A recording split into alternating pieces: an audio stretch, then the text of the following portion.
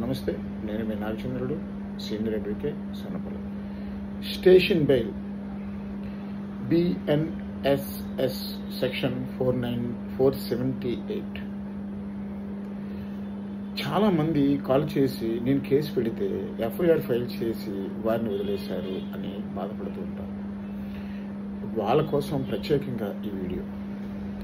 So friends, ముందుగా station bail అంటే ఏమిటో తెలుసుకుందాం. బెయిలబుల్ నేరాలు అనగా 3 సంవత్సరాల లోపు శిక్ష లేదా జరిమానా కేసుల్లో ఉన్న ముద్దాయిలను కోర్టులో ప్రవేశపెట్టి రిమాండ్కి పంపించకుండా స్టేషన్లోనే హౌస్ ఆఫీసర్ బెయిల్ ఇవ్వడాన్ని స్టేషన్ బెయిల్ అంటారు.